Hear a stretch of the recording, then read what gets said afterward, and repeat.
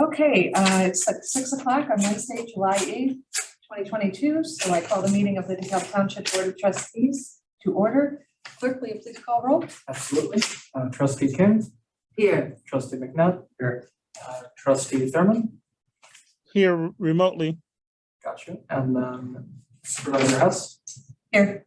And then Trustee Bradley is absent. Also present are Commissioner Smith and Assessor Dyer. And so there are 3 of the Board of Trustees here, so we have a quorum. If we could please stand for the pledge.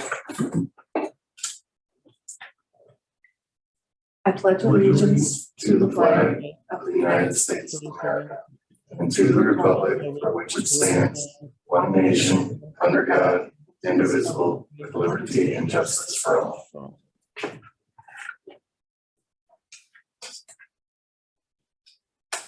Okay, next is approval of the agenda. Is there anyone that has any corrections or changes in the order of the agenda?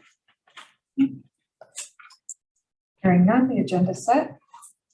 Next up is presentations. So tonight with us, we have Danita Sims, who's the founder and executive director of Passion Pursuit Incorporated. And Danita's here. She has been working with the township for the past 3 months on a trial basis for our employment services, where we are opening that up to residents of DeKalb Township and the individuals that come in for general assistance or emergency assistance, we're referring them to Danita to try to help them become more self-sufficient by gaining employment. So the 3-month trial period started March 9th and actually ended today.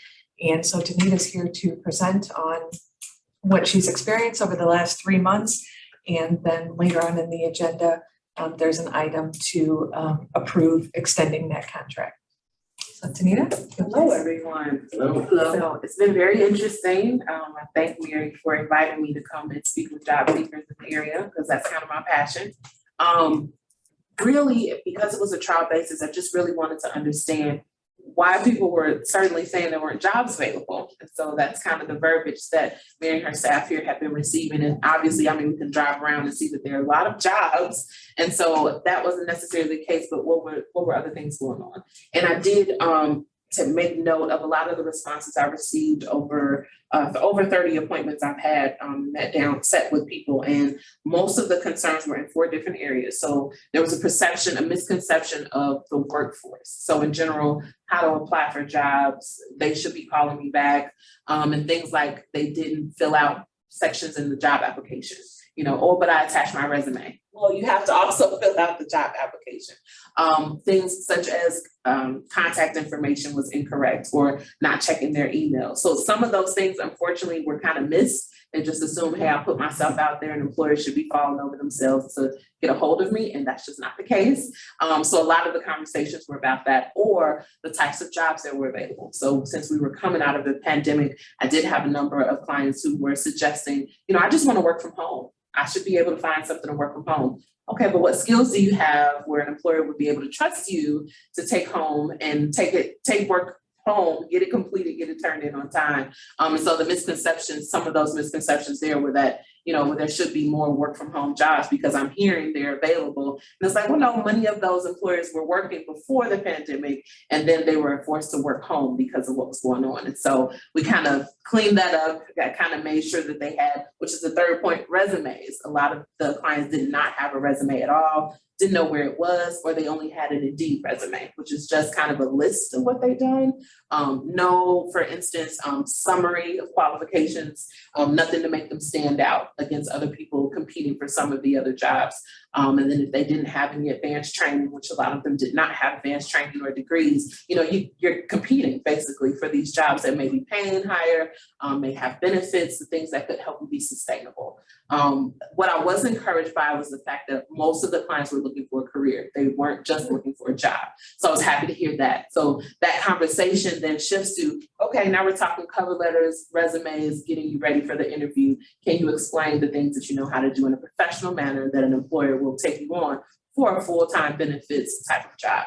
And some clients were looking to switch from warehouse or production into more professional type of roles. So we discussed different things that might be available, like the local YOA program, where they might be able to get training. One client I spoke to was interested, for instance, in getting his barbering license. So we talked a lot about the barber school that's available in town, how they partnered with Kishwaukee College, and how they can kind of start that as a career versus just another job. And of course, we talked about jobs because at the time they were needing assistance right away. So I said, well, you need to be able to pay your bills, but long term, we can look at these other options for you right here in town. And so that brings me to the fourth point was internet access. So some people were just using their phones to apply for jobs, which means that they didn't get the full website of a lot of employers. And so we were able to either in here utilizing one of my MacBooks or laptops or utilizing the computer here at the office to actually look at a company website, literally walk them through the process of where to find employment information, of how to upload their resume, for instance,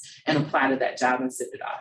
I would say there was a small portion of clients that were here that were ready to apply right on the spot. And I'd love to kind of push that more if we go further in this, because I think, they're here, we're talking, let's get them moving right away, and let them know not only that there's hope, because there was that kind of thing too, we're in a desperate situation, and just to know somebody's willing to look at their career path and not just plug them into a job. Was kind of encouraging for them. Some of them did want to start their own businesses or nonprofits, and we talked about that, learning about certifications and licenses they might have to obtain, taking a real look at any barriers they have, like criminal background or anything like that may be hindering them, or maybe there's fines and stuff you still have to pay. Either way, you want to dig into that information sooner rather than later, and that can help your career moving forward. So that's kind of been my experience. I don't know if you guys have any specific questions, but it's been interesting so far. And my hope is to get responses soon about jobs. So Tanita's here 10 to 2 on Wednesdays, and it's been for maybe 10 weeks because we got started a little bit late. So, and then I think there was one you missed. So her time slots have been filled mostly every week. Karen's really great about pushing, when people call and ask for an application, say that they're not working, Karen's really great about saying, well, we have a job coach here, would you like to meet? And so a lot of that has come from Karen, and we have had, a fair share of no-shows. And, that happens with our general assistants as well. I have a question. Do you do any kind of skills assessment? I do not. To be honest, I do not. I have access. I have some that I've worked with through the Illinois WorkNet website. So I do have access to those if they want to kind of get into that. But we haven't done that so far. I tell you, I asked because that's one of the things. Well, it used to be the strong inventory. I don't know what it's called now. Right. It kind of helps students. Well, it helps students kind of align their likes, their dislikes, their skills with careers. Mm-hmm. And a lot of people haven't had that experience. And the other question that I had was about not just jobs, but about viable employment. Like, I want to work to try to take care of my family. Are there lucrative paying jobs that are available for people? At this time there are, with the workforce changing. I mean, I've had appointments with some of the employers, like the suitor companies, that have been able to freely explain to me their benefits package and how they're supporting self-sufficient employment rather than just the job. And so the job, I say quote unquote job, conversation happens because I say, you're looking for emergency assistance, what are you willing to accept right now? What can you live off of? What's your bottom number? So we go over that, but longevity, I'm always talking career. Let's talk about where you want to be, how can you be self-sufficient where you don't need assistance anymore? What does that look like for you? But there are jobs that are paying $15, $20, $25 right now an hour. It just really depends on, like we talk about, transportation, childcare. I do ask them questions like that if they've, looked for support in those areas, or if they have support in those areas, because it really does affect what type of jobs they can accept. And do they meet with you on the first time that they're coming in to apply? Or do they meet with various you later? It's been various points, I think. Yeah. I usually will ask if they've applied already. Right. Sometimes it's before they come in and do the first interview for the application. Sometimes it's after, when Erica, tells them as a condition of receiving assistance, you'll be required to meet with Anita. And then we have people who aren't even maybe seeking assistance, but have reached out to the township in some way or seen a Facebook post about this and have taken advantage of it. Well, I'll tell you why I asked, because I think when people are in crises, to immediately say, hey, here's a job coach, no offense to you. No. Yeah, I think that that's probably, probably off-putting. I think it's a fair approach, and I think it's a fair move. I just don't know in that in that moment when one is in crisis, Right. that's the time. So. Right. Well, for emergency assistance, we can't require it. For general assistance, we can. And so, if they decline it when they're an emergency assistance client, we, just accept that. Some of the other things that Danita has done is weekly, she puts together a who's hiring list, and we post that on social media and have gotten quite a few phone calls about that. And then she also does presentations. Today she did one on resume building, resume writing. The previous one was on Illinois Job Link. Job Link, which we require applicants to register for. And then the one before that was on LinkedIn. LinkedIn, yeah.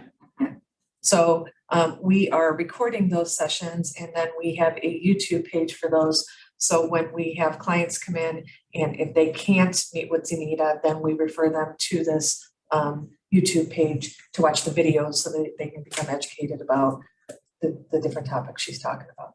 And Mary and I got to talk about the Illinois Job Link one because I was trying to think of topics that would be pertinent to what's going on here. And registering with Illinois Job Link is a part of the application process. And then what I found was that people were kind of confused with the website.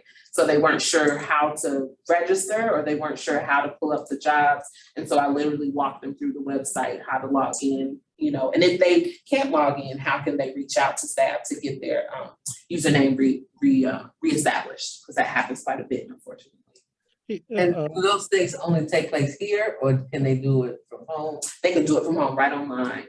If they don't have access at home, they have to come here. Or some have gone to the library, suggested because it's internet access, so they can see the video on YouTube, or they can get to Illinois Job Link, just any website, any place that has internet access. Yeah. Some of them are doing it from their phones. Like I said, it looks a little bit different. Yeah, students do stuff from their phone. Yeah, we wish they did. I have a couple questions. I don't know. Dale's got his hand raised. I just have a couple of questions. It's both of just about numbers, about the number of people that have been served. And if you could just remind us, I know we talked about those numbers once before, and about the outcomes. Are we getting any outcome metrics like such that, you said there were people who wanted to get better jobs or people to just get a job. Do we have any numbers to say how many people actually landed those jobs or were able to, get some type of job and enhancement? So for the ones that did provide an email address for me, I have checked in with them a couple times just to see where they are. A few of them have gotten interviews, but not jobs yet. So that's the goal, is that I'm hearing back from them about actual placements. And there have been a few appointments I've had where people are actually waiting to hear from employers. They've already started the interview process. So for those, I've given them suggestions, but I let them know, we want to hear back from those employers first if we've, if you've landed anything. Yeah, because I think that can incentivize other people to use the services too. And you can say, we had, 20 people got new jobs after, visiting and going through this process. And just from a resource standpoint, do you have enough resources, or do we need to pour more resources in if everyone's not landing the positions or the jobs that they want? Does it make sense to make sure we can right size the resources and know? And the real reason we know is through, I guess one of the real ways to know is through metrics, I guess, collecting those numbers. Yes.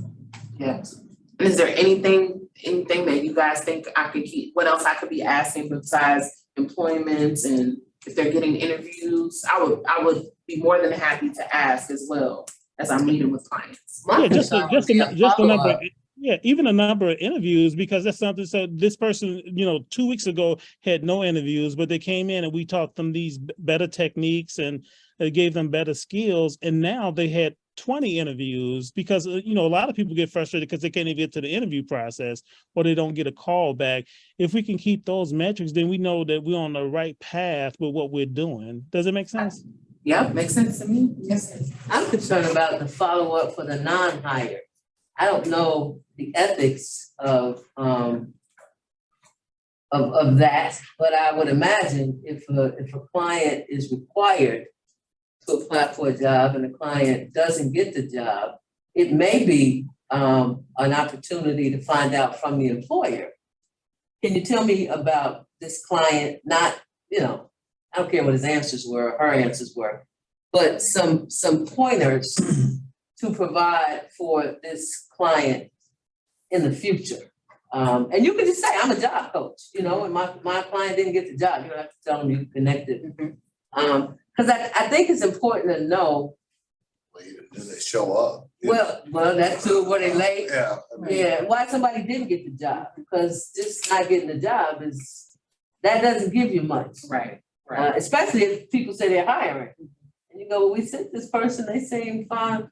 Are the clients, do they have the right attire, or do you ask those kind of questions? I do. I've only had a handful that said they don't. And we share an office space, Passion Pursuit shares an office space with 2 other nonprofits, and we have a resource closet. Okay. So I have referred them, hey, let's connect the day we're open.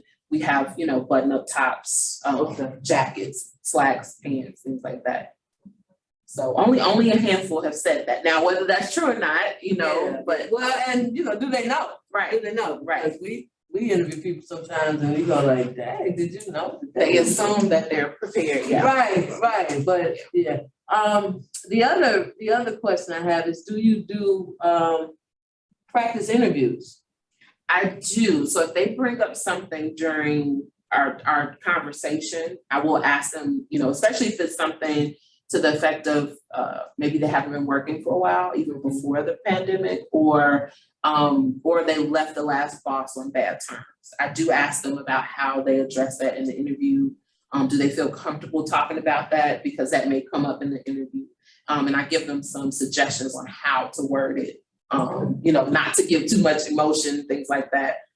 Just, be very clear cut. Maybe there was a change in management. Maybe there was a change in the shifts and it just didn't, wasn't something that they could commit to long term. So it wouldn't work or something like that. I try to give them different examples. It sounds to me like you're giving a lot of information.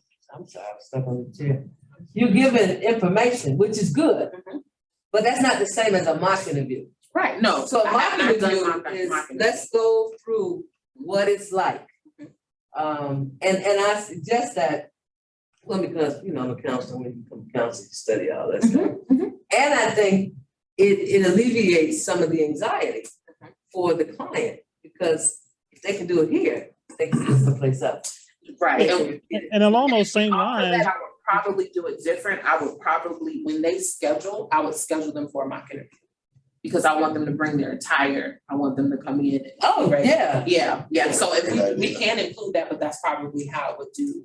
Are you interested, or if Ms. Karen would like to include that, are you interested in doing a mock interview? And then I would love to do that. Well, maybe that's like a workshop thing. Let's, we're gonna do mock interviews with some maybe real employers. Right. To come in, because I think a lot of people, it's sort of like students going to see the professor, right? They're scared, they're nervous, like they think you walk on water, and they don't. No. And once you sit down and meet with one, you go, oh, you only majored in this because your first major didn't work out? What? I never would have guessed that.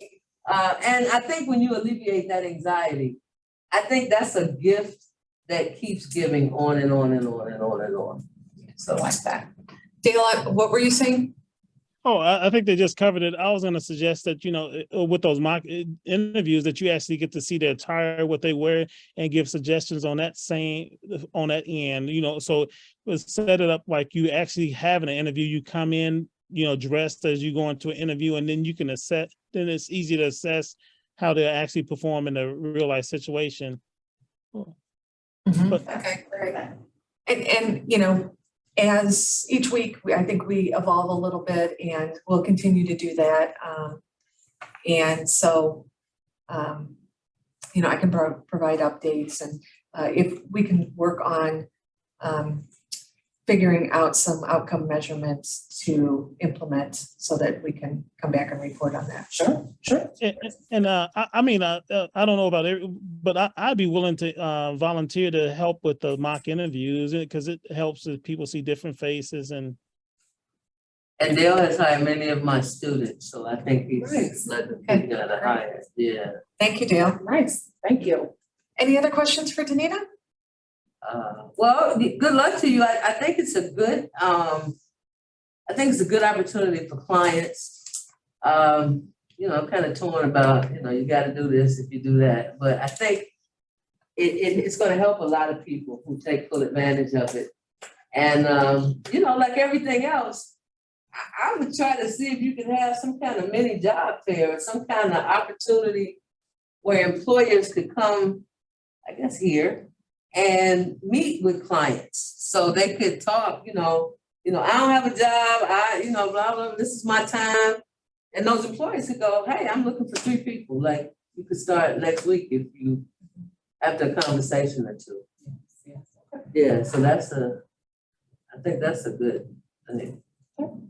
And I'm sure Northern has a job fair, so that's why I suggested that. And I know, and I guess if you get general assistance, you probably can't do an internship, but there may be some on-the-job training, and that may be a compromise between you and the employer. Could he get a week or a couple of days to get a feel for it, just to see what it's like.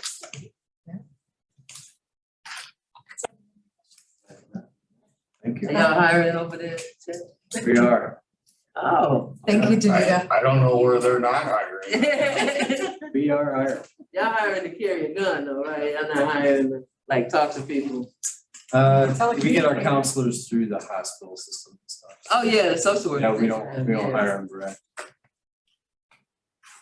Well, thank you all. Thank you. Have a good rest of your All right, day. you too. You too. Yeah. This is my business associate, Charlotte. All right, hi, Charlotte. Well, good job. Good night. All right, you Enjoy your too. evening. All right, so next moving on to reports, supervisors report. I just want to give you an update on some of the events that we had in the past month. The Shred and Recycle event, we had roughly 100 participants. Whoa. Yeah. How did that go with the traffic? Did anybody say anything about traffic because of graduation? No, there weren't any issues. Okay. For some reason, this year they started lining up on Manning coming in this direction, so. they were Oh, okay. lined up They on weren't Fourth coming, Street. okay. So, thank you to Highway Commissioner Smith for setting it up and letting us use the garage and being there, and also to Trustee Thurman for being present. May 17th, the state's attorney sponsored a OMA and FOIA training that I attended. It was well attended. A lot of township officials were there. So it was nice to meet a lot of them in person. On May 20th was the DeKalb Chamber Local Showcase and Job Fair, and we were right next to Danita so that we could talk about the township employment services. And in the future, job fairs are something we can require GA recipients to go to. It can be, one of their monthly requirements. So we can certainly move forward with that. And Erica was also there. On May 31st, I participated with Trish Fisher. She's an executive director of the DeKalb Lions Foundation. We were on WLBK to promote the vision and hearing screening. And for that vision and hearing screening, there were 31 participants. Yesterday, the mobile Secretary of State unit was here, and there were 30 participants that came to that. People who came through really expressed their appreciation for hosting that here, so they didn't have to go to the regular DMV. We especially had quite a few of older residents who came in and got IDs. So I think that that'll become an annual event in the summer, because they did tell us that the mobile unit is at NIU every month during the school year. So, and community members can use that as well. And then something new to our website is where residents can go and register to receive notifications about future events. So if you would like to share that information. And then Danita mentioned that one of the barriers for individuals, employment related, is trying to apply for jobs through their phone or lack of internet access. And so we recently connected with an organization called PCs for People, and there is a flyer explaining that in your board packet. But what they do is they collect computers and then recycle them. And then there's an application process where people can apply for these computers, and they will receive them free of charge or minimal charge. They can also get free Wi-Fi hotspots. And so they were here, they had a table set up for our vision and hearing screening, and we're going to become a partner with them. So we become a distribution site. So people will go online to apply for these computers, and then if they're eligible, they can come here and pick them up. And we'll be, as far as I know, the only site in DeKalb County that's working with PCs for People. And then we're also in talks about being a collection site so that we can collect computers that can then be recycled and passed on. So I'll be sharing more details about that, the collection, once I get that. So they sent us a memorandum of understanding, which I have sent to Brad, and he made a few edits. So now we'll send it back to him and see going from there. Social service partnership application, the funding application opens July 1st and will close July 31st. So we'll be putting out information about that.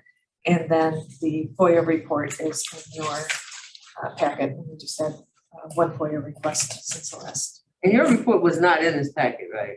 No, I did not have it in there. Okay. All right. I'm looking, I'm like, I usually read it, but. Any questions about anything? I only have one question. It looks like they're going to provide, it says digital skills, free resources and computer classes to help build and apply skills. Yeah, if they don't, I don't know the details of that yet, but I certainly know that the library does that for older adults. Elder Care Services does that.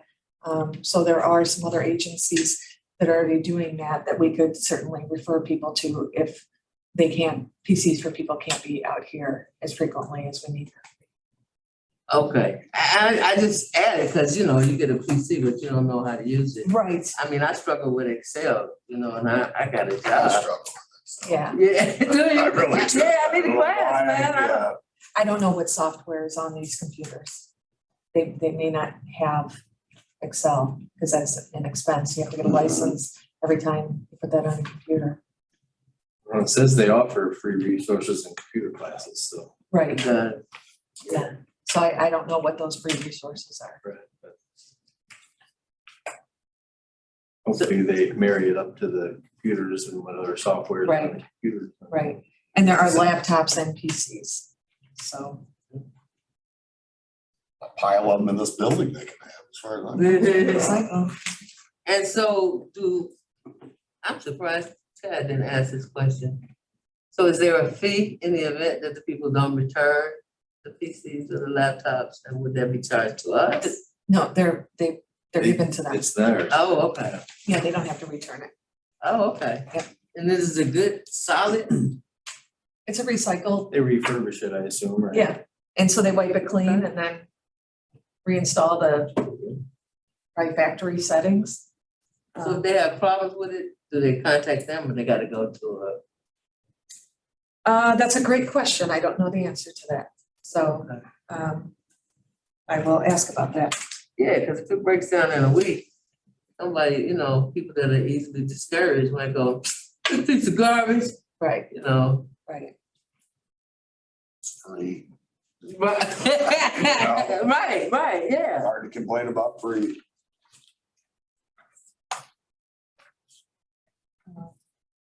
Are you gonna tell them about the mental health? I thought you would cover that during your Oh, report. okay. Okay.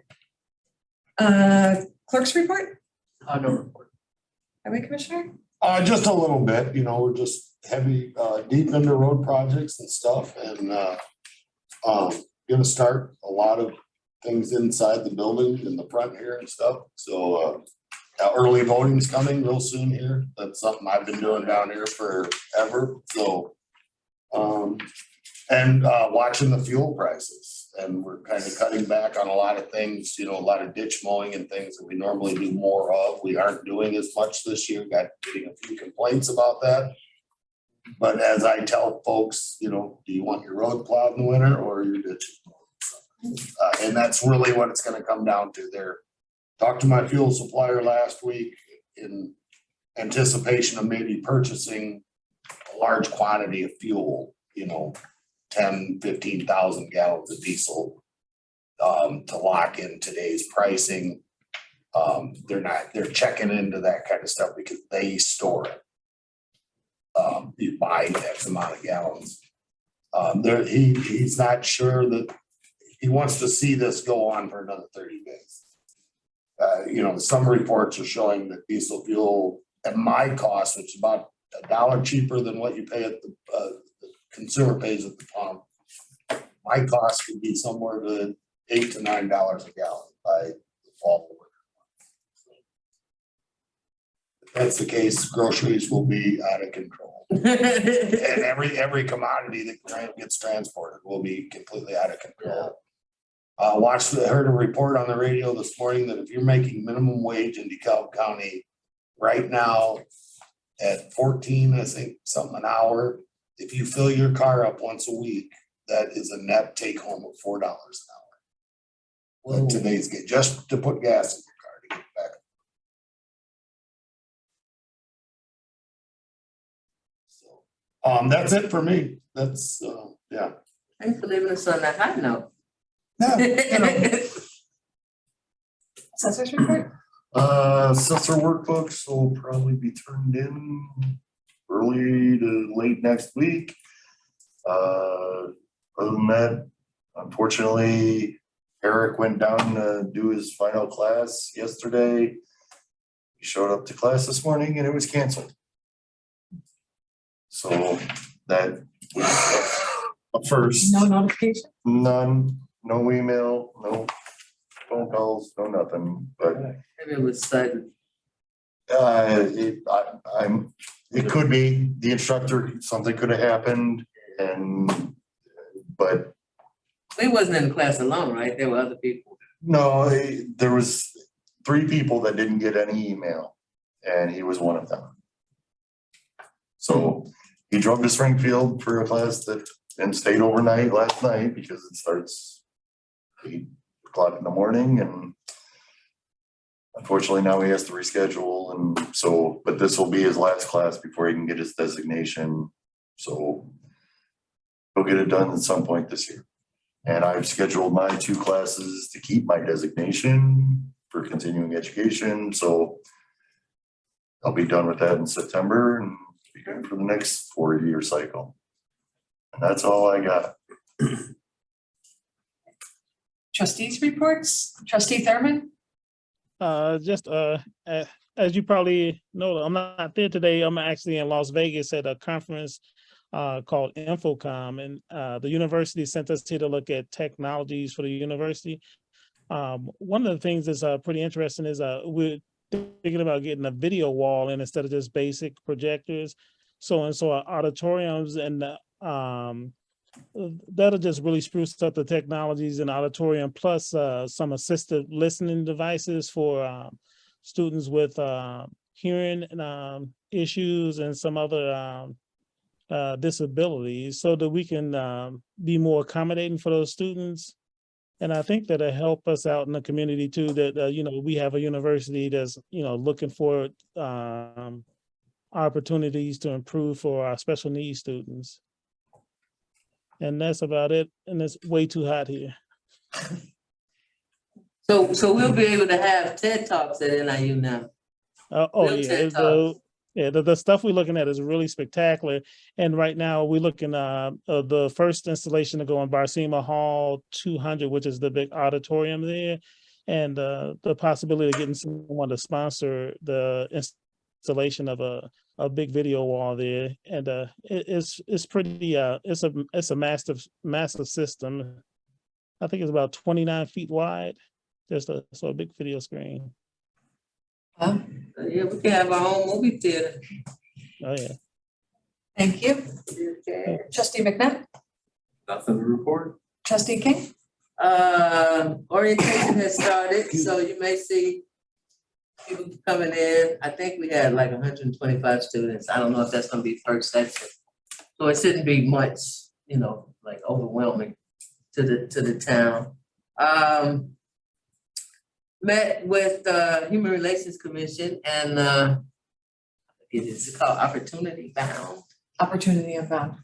DeKalb, yeah, so they're working, looking, trying to figure out some things now that they have the property over on Hillcrest and Blackhawk torn down. They're trying to come up with some items, well, not items, options, ideas. I think one of the goals after speaking with Bill is they want it to be self-sustaining. So something that doesn't, I don't want to say generate a profit, but something that costs more than it pays is probably not an option. So, it won't be like a big bouncy house that the city has to keep putting air into. So that was a nice, long, hearty conversation that occurred. So they are, they're using people who were part of the initial AGN that are now part of Opportunity. Oh, opportunity DeKalb, not opportunity unbound. Opportunity DeKalb is the one with Dan Kenny. Yeah, Yes, that's the new AGN. right. Yes. Okay, because I didn't hear that. I thought maybe I missed it. I don't always catch everything. So that was a nice hearty conversation. And I think it's something worth looking into. One of the things I shared with Bill, I've shared with the Township. I'm from Chicago, which I don't have to say, but I always say it to make sure people know. And one of the things Chicago did was the big gentrification of different neighborhoods. And people were upset about it, right? Don't tear down my neighborhood. I live here my whole life. But now you go to those neighborhoods and they're beautiful. And they're mixed. And when I say mixed, literally, they're mixed income, they're mixed racially. And so it's a thriving community now, where before it wasn't a thriving community and the city probably carried the bulk of the weight. So what I shared with Bill is I think we need to not look at this as Annie Glenn North, right? This is a city investment. This is a city community. And we need to see this as an investment in the city. So when Annie Glenn North community wins, everybody wins. So when they tore down Cabrini Green in Chicago and they made it viable housing for a variety of incomes in terms of rent, the city benefits from that because the city gets those profits. So if DeKalb comes up with a viable way to improve that community, the city wins. And I'm sure they could benefit from the cost. And the people of the city win. So, Chicago has this thing, Chicago works. DeKalb's got to figure out how to work. And to do that, they have to talk to people. So they're talking about how can they get people involved. And it's not just, I had a meeting, nobody showed up, or I had a meeting, but the same 7 people came. Bill let us know that the city has, I forget what it's called, but they can send out postcards.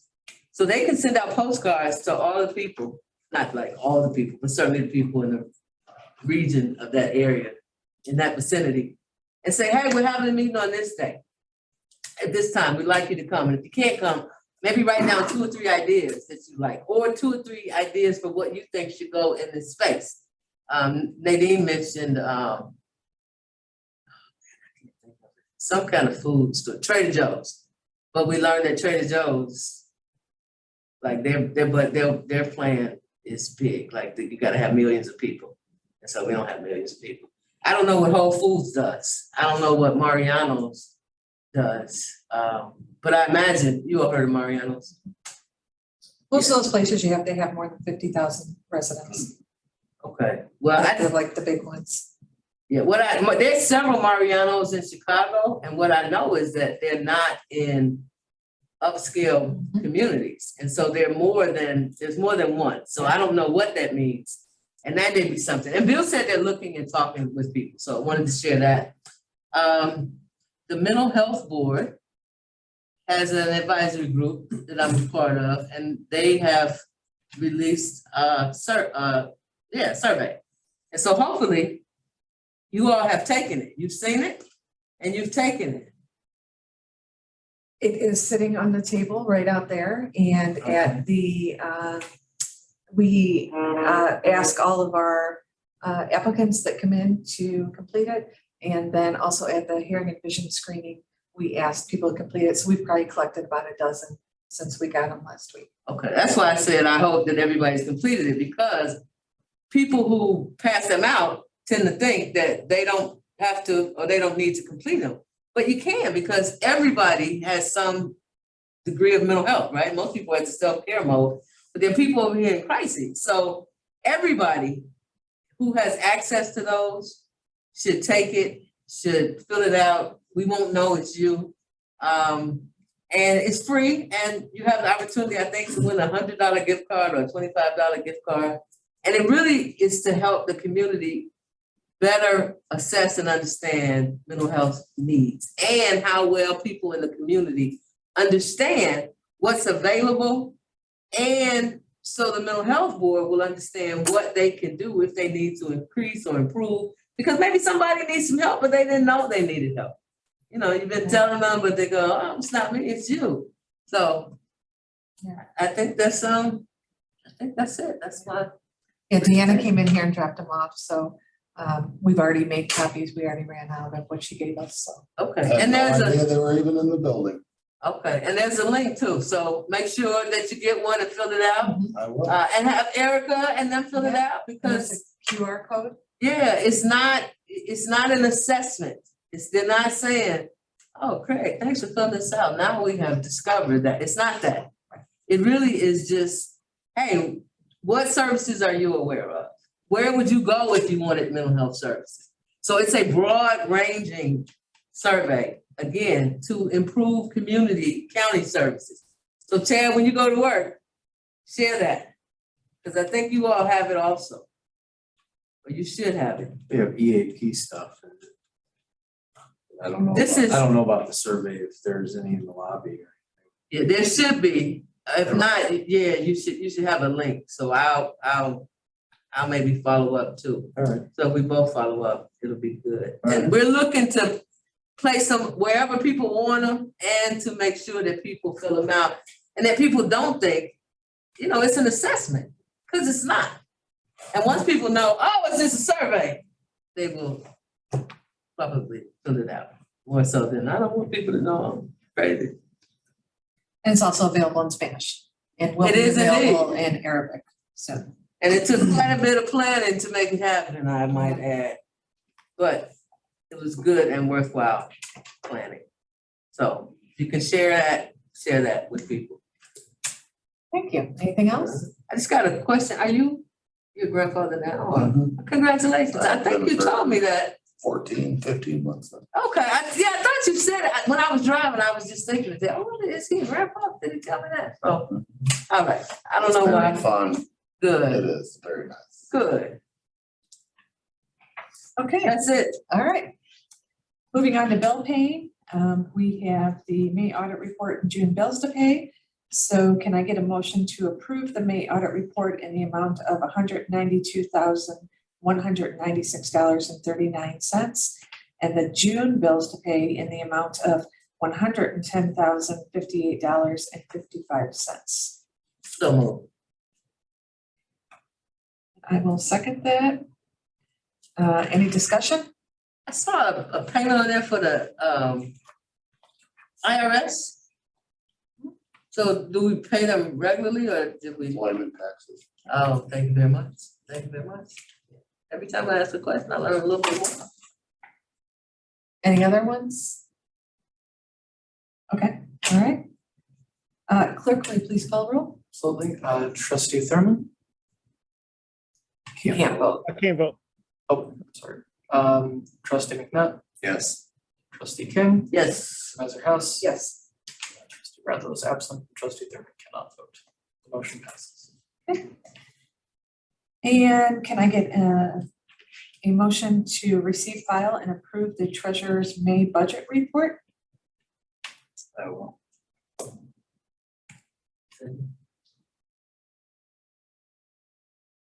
Discussion? Roll call, please. All right, Trustee King? Yes. Trustee McNutt? Yes. Supervisor House? Yes. With Trustee Bradlow absent and Trustee Thurman able to vote, the motion passes 3-0. No unfinished business. So new business is, the first one is about the employment services contract.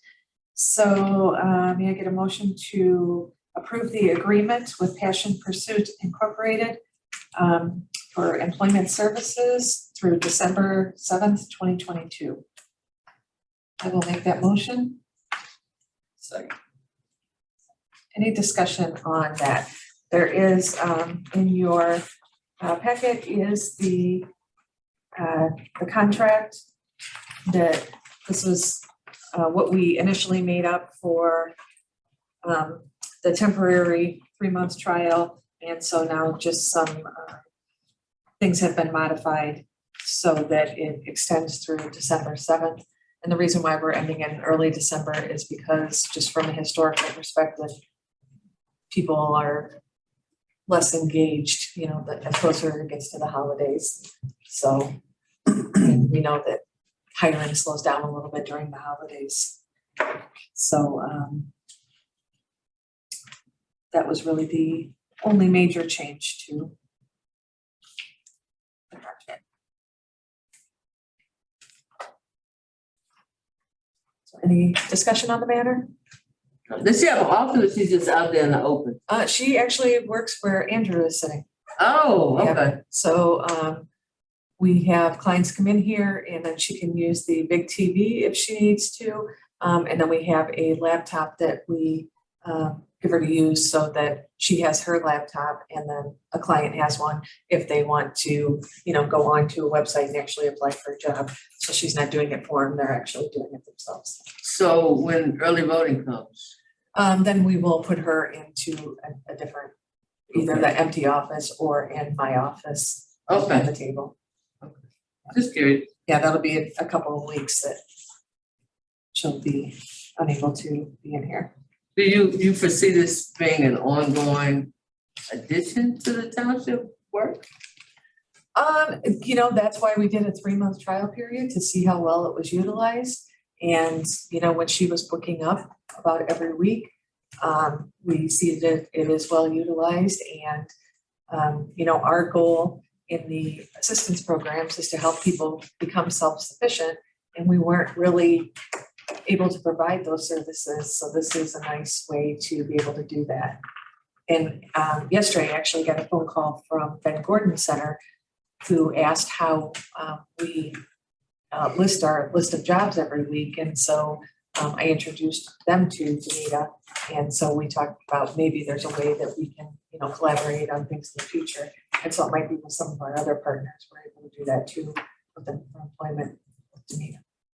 So does that mean this might be an ongoing position in the township? If it continues the way it is now, I would think that, you know, it's a value. Okay, I'm just curious. Yeah, you know, Yeah. I just matter, I don't. Yeah. As long as, you know, as long as it continues to be utilized. If it's not, then it's not a good use of our funds.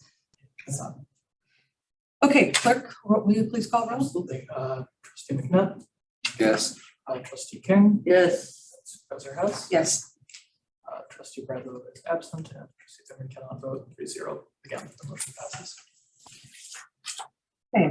Next, we have approval of resolution 2022-005T, authorizing expenditure of $3,000 over a 3-year period for Opportunity Unbound. So can I get a motion to approve this resolution? Can you refresh me? Oh, you gotta make, To say you will? I would. Okay, I will second that. Discussion.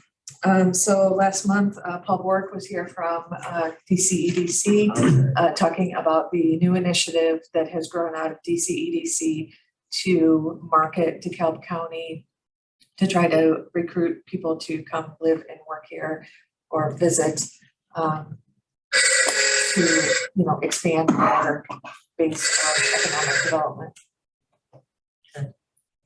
was there, do you know if there was any more talk about jobs? Well, Opportunity Unbound is more of it's a marketing campaign. Right. So I think I asked him though. Didn't I ask him something about jobs? yeah, and that's something they do through DCEDC, the Economic Development Corporation. The Economic Development Corporation is more to attract businesses here, and as far as diversifying jobs, I think that they're trying to do that, but So y'all haven't met and talked anymore about my question? I have not. Okay, No. that's all I wanted to know. Yeah. Any other discussion about Opportunity Unbound? I just said there was a concern that I didn't know about. Say, for example, how much effort and resources have been thrown at it. We don't have any measurements on the other side. Are those measures that they're taking being effective? Does that make sense? Yeah, well, the initiative just started. They just hired someone to be their, director. And so it's a new initiative. So I don't know that they have those measurements yet. We certainly can, ask them to come back in a certain time period and report out on it, if that would be something you want. It will be a benefit to know that, our input will move the needle some. Okay. So about what kind of time period would you like them to come back and report on that? Whenever I'm saying there's something that should be, mindful of, not saying that we necessarily need to hear back from it before we proceed. With the next year's? Correct. So you're saying, go ahead and pass the resolution tonight, but before we make next year's contribution, to have a report on it? Yes. Okay. Because I'd be curious to know just what they're doing that's How different. successful it is before Right. you commit to a 3-year thing. Yeah, exactly. They're the best, Craig. I know they discussed this, and you might have been here, it's been 5-6 years ago. They had something similar that they were trying to do, Okay, both by attracting businesses but kind of a push for the right type of people to come to this community to fulfill the needs for the businesses coming in. yeah. And I don't think that worked out very well. I know they were asking for money then, but it never materialized. All right, so I will contact Paul and let them know that at the start of the next fiscal year, that we would like a report, both written and have someone come and report out so we can ask questions on what has happened as a result of Opportunity Unbound. Perfect. Okay. Roll call, please. Trustee King, Yes. trustee McNutt, Yes. supervisor Hess. Yes. Trustee Butler is absent, and trustee Thurman is remote.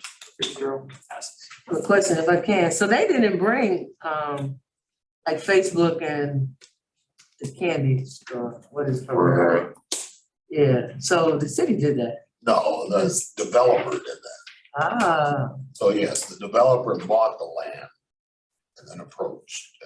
But DCEDC assists with that. Right after the developer had purchased the ground, having these connections. okay, okay. All right, next we have approval of resolution 2022-006T, authorizing expenditure in the amount of $8,980 for community outreach, public safety initiative serving DeKalb Township residents by means of the DeKalb Fire Department. So can I get a motion for the approval of this resolution? Second. Discussion?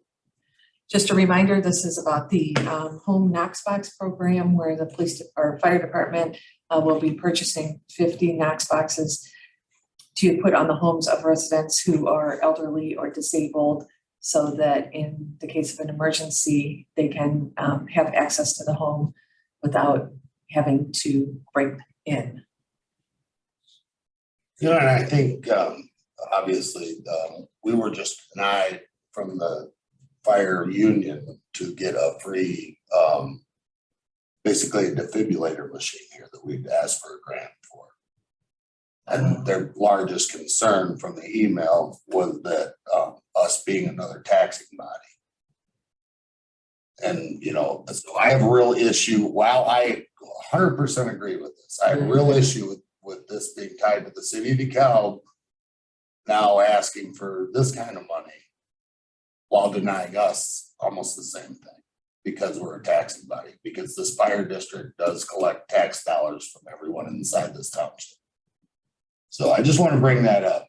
Your vote's your own, but I think that's, Well, I certainly, it's definitely not a two-way street. yeah, can we say something about that? Yeah, you know, I had Can you another, write something? I'm I sorry. actually I had another concern about the installation of those Knox boxes. Does that make the home or apartment with a stall make that location a target because they now know that someone who may, you know, need additional help is in there or could be a victim of a crime or a fraud or something like that? Does that make sense? They're pretty widespreadly used by, I mean, all fire departments all over the country. And I mean, the system, it works. And the majority of the buildings in this town have them. Right. I know mean, they I said think, you Sycamore know, has them, right? Yes. Yeah, so Sycamore has implemented this program, and it's been a successful program. I'm not aware of any incidences. I think they're discreet on homes. They may be, you know, on top of a door where there's a screen door that closes, so it's not seen. So I would imagine that was considered, you know, the safety of residents. Yeah. I mean, if you Google Knox box, you know, you can see anything from a residential to an industrial property for these things. They've been around for a long time. Okay, yeah, I just wasn't how widespread the Knox box thing was. I thought it was something local. And do you know if there's ever been any safety issues? If there's something? No, it's not like they're beacon in the night. They're not conspicuous. I mean, they don't stand out. They're on buildings everywhere. Right. You know, so if someone wants to break in a building, they're gonna break in a building. They don't need a Knox box. They don't need the key. They don't need, if you want to break into a house or whatever, you don't look for the key. I think what he was saying is that if you realize that there's a person there that may be more vulnerable. Yeah, that's what I mean. It's not a beacon in the night. It's not like an advertisement that there's a disabled person that lives here or anything like that. Oh, I see. They're what not you're even saying. really visible. I mean, you wouldn't. They're typically up recognize on front porches, tucked under railings and stuff like that. Fire departments have a Okay. list of where they are for the addresses. Yeah, I don't think that information will be made public. No, So I was under the assumption that it was some type of uniform installation, like right next to the street sign, the apartment number or something like that, or the house number. But that's not the case. well, they had those door things they showed us. Yeah. Yeah, I think they're pretty discreet on the property. I don't think they're real visible. Okay. I think Craig makes a point. And I think because the people in this building, we do early voting, there's stuff that goes on here related to seniors. And you know, this girl you're talking to has gained a little weight. She's a little hardier than she's been. I I think we need to raise that as a concern. Well, and I certainly think that, you know, if we want to do that, that we can do that with the union. But I think those two things are very separate. I think this is where we're serving. The Knox box. No, I think this is where we're Right. serving the residents. Yeah. And the grant we wrote was to the union, and those are And it wasn't two the separate. fire department itself. Right, No. To the union, the firefighters, you local, whatever, right. right? Yes, Yeah. that's who the grant was written to. So, you know, Well, and I guess now that I've heard Craig, what I'm thinking is they're probably, the two men that came here are probably part of the union or at least affiliated with it. Well, the chief's not. Right. He's I don't not in the know. union, and who was here with him? I don't remember. Lieutenant Conley? Yeah, I don't know if he would be. I don't know if any of I don't think either one of them's in the union. Okay, well, I think we need to, Union would be Yeah. like, you know, firefighters and paramedics and all those. paramedics, I don't know, Right. battalion chief would probably, I don't know if that'd be a union. I don't know. I think it's a fair request.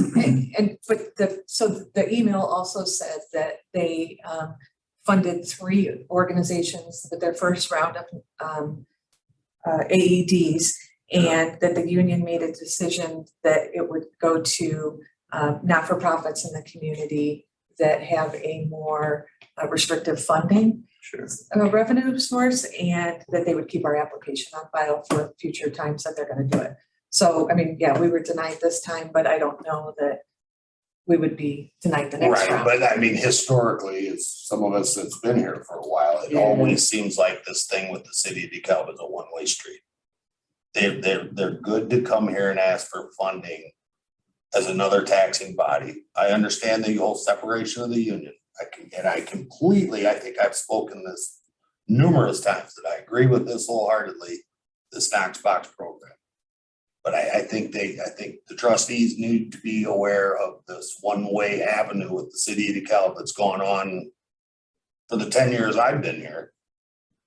That they're constantly down here with their hands out, but when it's our turn, it never seems to work out. And that's all I am referring to. Well, and I think it makes a difference when you're talking about, when you can say, listen, I understand union versus the 2 men that came here. I understand that's separate, but still, they support the same cause. And so I think even to bring it to their attention I think it's important. And You know, we can if somebody express was- that. Yeah, bullying my kid all the time. I'm not saying go bully the kid that bullies my kid. You're not gonna pay him to do it. But that's for You know. sure. Well, but somebody needs to bring it to his attention. This is not what this kid is for, right? This is not okay. And it may not be you, but you need to keep in mind that here are ways that we contribute that help you. Because all of the people that go to the house that use the defibrillators are not the 2 men that came here. It's the people in the union. Right, so there are ways, you know, we work together. Right, and I'd be happy to send an email tomorrow responding to that, expressing the board's concerns about it. Thank you. And I think That sounds the good. other thing too is that after that was all over last month, you know, as they do go down to Perry Road, I think the chief said, in the fire district, and all the residents in that fire district pay tax, whether you're inside the city limits or not, to the fire district itself. That's Afton Township, and Afton Township gets funded just almost as well as we do. And you know, and I will add again that we're just an easy stop for people, you know. And maybe you could reach out to the other township, you know, and maybe we need to control, you know, if we're paying a fair share of this, you know, are they actually going to DeKalb Township residents? You know, we go into the city of Sycamore and into Sycamore Fire District, and we were never approached to help them.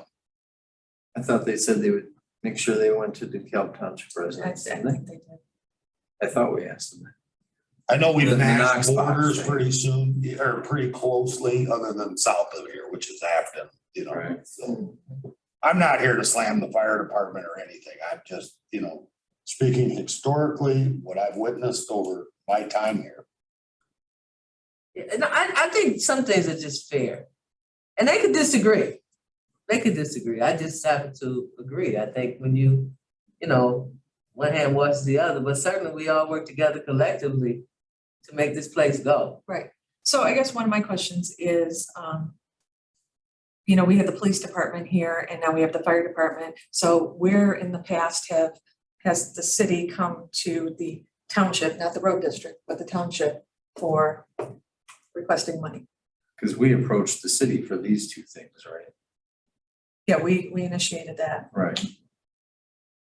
I don't personally remember it, but Craig's been here way longer than me. Yeah, I think Where the about- city came to us, I don't remember. It was more the old city attorney was down here requested, yes. So but we have, Yeah, have we ever I granted? just don't remember it. I remember some of those days. Yeah, Must have been, that was before me. Well, and I know that there was some, there was some meetings and there was some committees.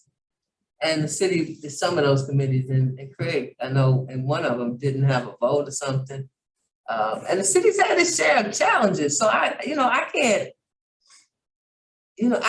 can't point out a moment for you, but I do know, one thing I can tell you about the city, and I don't know if it's about them asking for money, but it's taking advantage of services. And you said not the road district, but I don't know. Well, how right, that you gotta remember, does we're it. two different taxing bodies. There's the road district and there's the township. They're asking the township for assistance with these programs. no, and like I keep saying, that I don't think's getting through is that I'm not against this at all. Right. But I think these trustees need to be aware of this, that this is the way this goes on. That's what I'm getting at, and You know, I get it. Well, I will certainly send that email tomorrow to let them know in response to the AED thing. But again, you know, we were denied for this round. And they will keep our application on file.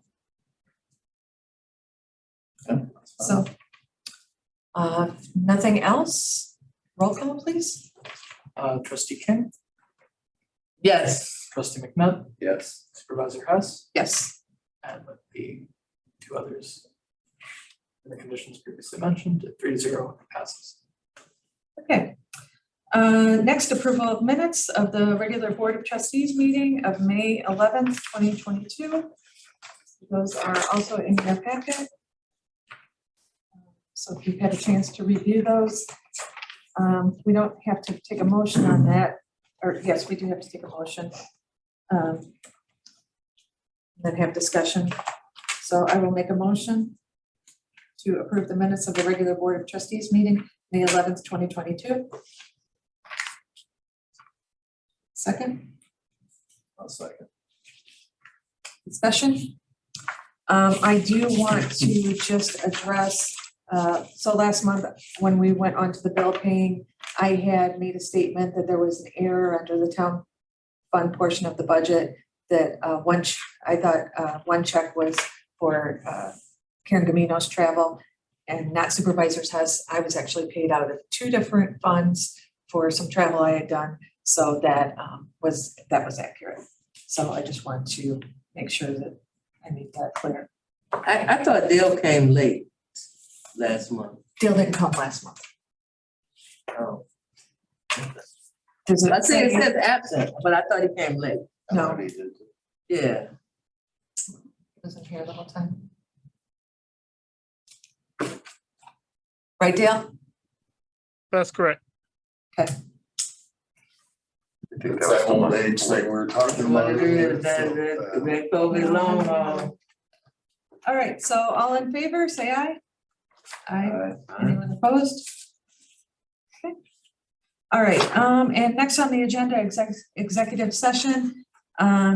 So can I get a motion to enter into executive session to discuss and review past executive session meeting minutes for approval and or release per 5 ILCS 120/2C21?